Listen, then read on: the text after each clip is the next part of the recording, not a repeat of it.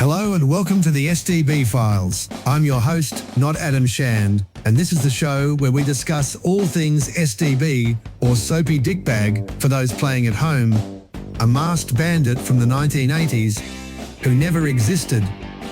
This is not our Virgin episode. We put that to bed last week. Our Lady Flower has been opened, so if you want to start pressuring us into anal, now would be the time. In the spirit of Darren's recent passing, we've decided to resurrect the human hyphen again this week. Thanks, folks. It's great to be appreciated. This is our Hour of Farkness episode, featuring a very scary guest. We might make these a regular thing if I can make some money from them. What do you think, Hyphenator? I don't really give a shit, not Adam, to be perfectly frank. Well, we certainly got a lot of feedback last week about not Dr. Phil. In fact, the human scrotum himself sent us a note. He says it was school holidays last week and he'd been watching a lot of shitty Spielberg movies with the kids. But I don't know if that lets him off the hook. Not Adam. As someone who considered themselves a bit of a pussy connoisseur back in my day, can I just say this? There's nothing worse than a soapy cunt. So I backed the good doctor's comments last week, 100%. Wow. By the way, I think you'll be impressed with the song I chose for my wrestling intro. Or is that starting next week? No spoilers, please. I'm SDB royalty, don't forget. I was going to reveal our future plans for the show by receiving a surprise phone call down at the beach where me and Steve just happened to be shooting shit into the breeze. I suspect it's the shit that's attracting all the flies. Fly of the underworld! Shoo fly, don't bother me. Anything else from you, Hyphenator? Look, I know I was grumpy last week. Enough with the emails, folks. I'm going through something that'd give even the strongest men a pause at the moment. A sphincter says what?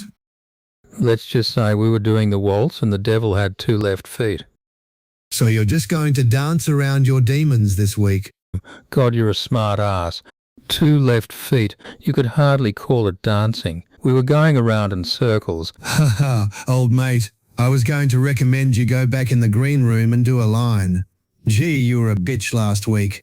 Well, I would have if the green room wasn't the brown room, doubling as Steve's mum's toilet.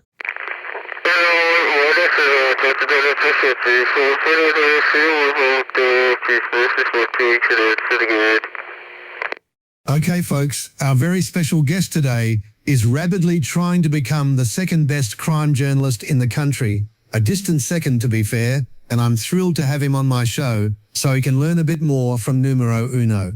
Come on, douche, give us a smile.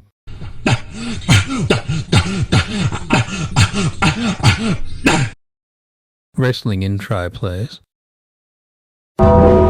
Introducing from Death Valley, weighing in at 100 pounds, more book writing credits than Uncle Stevie.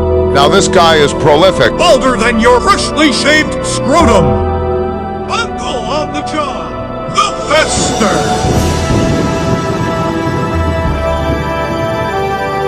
The Money Taker.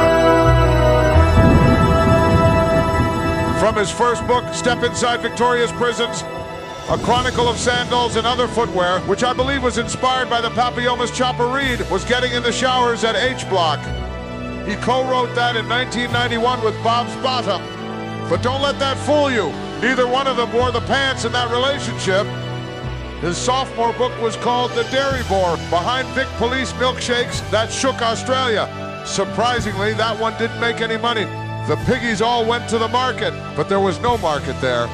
Kel Glare couldn't believe it. In fact, he lost a bet and had to cut his ponytail off. Or was the bet to grow it in the first place? Whichever was the most humiliating. Years later, he got his big break when he wrote Underbelly, the only book you need in the mid-1990s, which got all the complainants salivating. Of course, he would later retcon that statement when he released Underbelly 2, More True Crime Stories in '98, which people also needed, after the first one sold so well that it started to put a dent in his mortgage. Then his old hag wanted to move to a more upmarket location, so he needed follow it with Underbelly 3. Some more true crime stories and Underbelly 4. Even more true crime stories in 99 and 2000. Then he was practically forced to write Underbelly 5. Shit, we found more in 2001, although Underbelly 6, we're making it up at this point, was optional. In 2003, as a slight change of pace, he wrote the first Under the Belly book titled A Dog's Favorite Place to Be Scratched. That was around the time of Carl Williams, and that had a lot more bitches in it. They were everywhere, especially the Morons. 2004, he was watching a lot of Gordon Ramsay and wrote the book Tough 101 Australian Steak Sangers, The Red Wine Companion. Then followed it up with Rats, Cooks Who Got Away With It, Tales of Kitchen Hand Misery from the Sink is Smelly archives. In 2006, he wrote Bed Smelly, Inside Australia's Underworld Wars, which was sponsored by Nappy Sand. Then in quick succession, he wrote Underbelly 7, 8, 9, Mathematical Cannibals and Other Eating Jokes. The next year, he wrote another in the Under the Belly series. This one was titled Scratch Me There, and I'll Tell You Where the Bones Are Buried, which was inspired by his mongrel dog, Spot. Jesus Christ. Gorilla Monsoon's voice is going to be shot to bits before he even gets to my entrance. He's going to need a fucking Strepsil sandwich by the time he's finished reading that shit. Thanks, Hyphenator. I'll take it from here. In 2007, our very scary guest helped open the nation's doors to Gotcha, how Australia's baddest crooks copped being caught having a whack. Or at least he had a hand in it, and by all reports, enjoyed getting that hand dirty. That's right. Now, folks, we've given Not John the microphone that fell in Steve's mum's toilet earlier, so apologies for that, but you're going to sound like arse today. Then it was Underbelly 10, No More Crime Stories. That one was a disappointment, but a real forest saver. They still printed 5,000 copies, but only had to cut down one branch. The greenies loved it. The Kindle folk on Goodreads, however, had tougher nuts to crack. Around this time, there was an unfortunate downward spike in crime, so he had to speak to his wife for the first time in years. She was a bit of a bore. That's right. So he organised his own sprees to get the juices flowing. Fly of the underworld, you really are a pest. Anything to add, Hyphenator? Yes. Fly, I understand you've written a book or two. Lol. Then, just when it seemed he'd run out of ideas, there was Underbelly 11, Jason returns from outer space and goes exploring deep inside Sally Sprinkle's ass. Unfortunately, that was a flop. Well, closer to a prolapse. Sally even sued for anatomical damages. Then in 2010, he had the genius idea to write Underbelly, The Gangland War, which surmised the previous 11 books after he realised they were mostly full of shit and could be trimmed right back. And in 2011 it was Overbelly, A Tale of Where's the Titties. That one was inspired by his ageing wife. Similarly, in 2012, she helped him with Underwilly, The Golden Smile, which saw her showered in praise. She couldn't get the stain out for weeks. And they followed that with Underbelly, The Golden Basket, which was a collection of little golden books for perverts. Then in 2013 he mixed things up by writing an Underbelly book. This one was called Mockbelly, where he made fun of Tony's wig, Mockbelly, get it? He also posed on the cover with a pillow under his jumper, a mockbelly, hilarious. Finally in 2016 he wanked off a chick-lit classic called On the Belly, shot at close range. But unfortunately it bounced off and injured his eye. That's why everyone thinks he keeps winking at them. And of course from 2017 up to present day, he returned to his arse roots and shat out Underbelly 12, 13, 14, 15, 16, 17, 18, 19, and his newest book with his editor, Underbelly 20, Ernest Returns to Camp. That's right. Alright, not John Silvester da Pootie Tat. Despite my incredible dislike for you and everything you stand for, I'm really glad you're here, because you're not unlike a soapy dick bag yourself. The public has this preconceived notion of you, a morbid Uncle Fester type in a black trench coat, a ridiculously massive bald head that sticks out like dog's balls, deep-throating a candescent light bulb with a big goofy grin on your dumb face. but nothing could be further from the truth. In fact, you never smile. You don't even know how.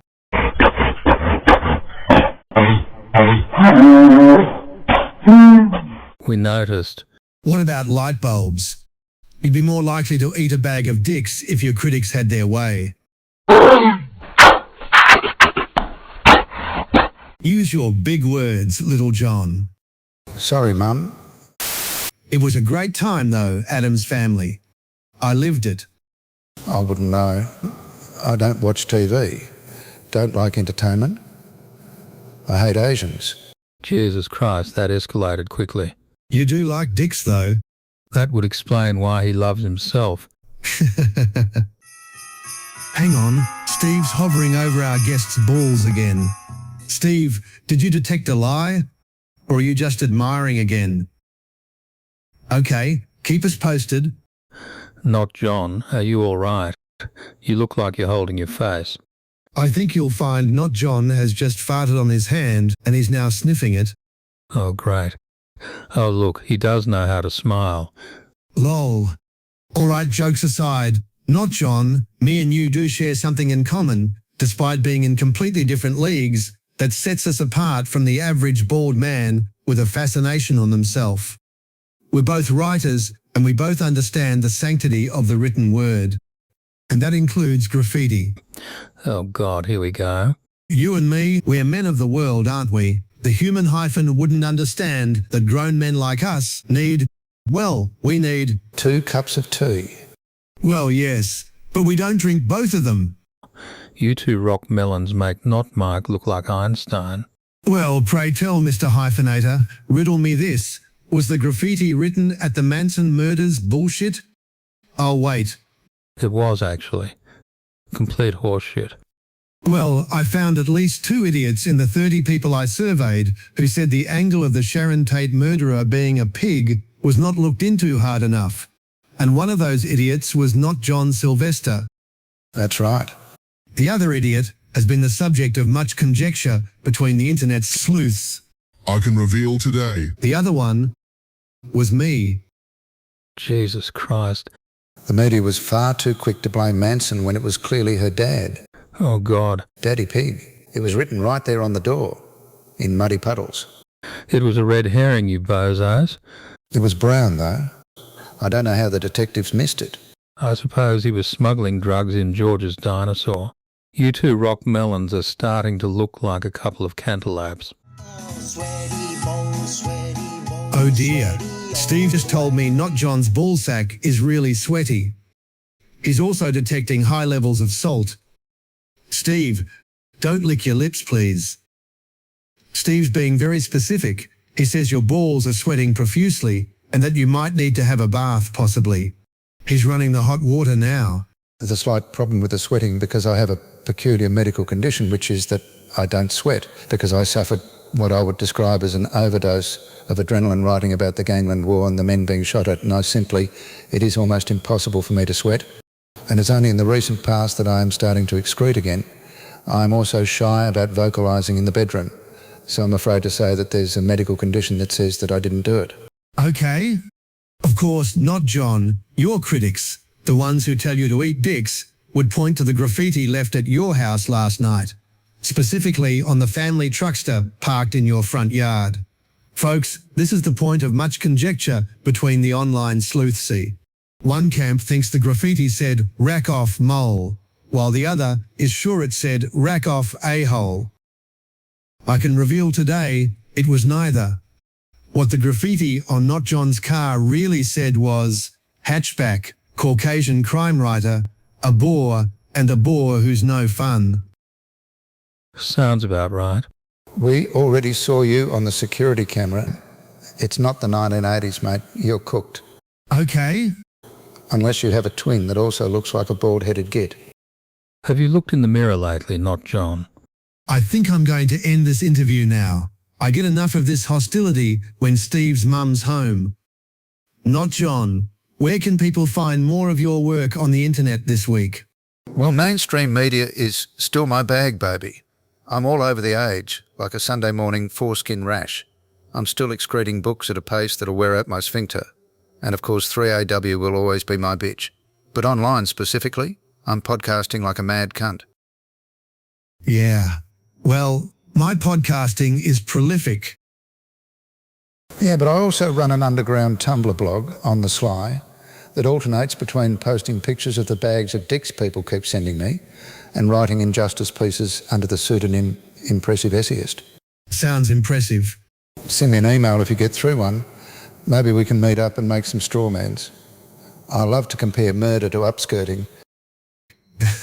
And folks, if you would like to check out those essays, I recommend a huge bottle of whiskey and a small handgun. All right, folks, there's nothing left on the teleprompter again, so I'm just going to wing it. Say hi to your mum for me, and if you see that roving, unfunny fat ass Peter Hellier getting Nando's in Eltham again, ask him where he was in 1987.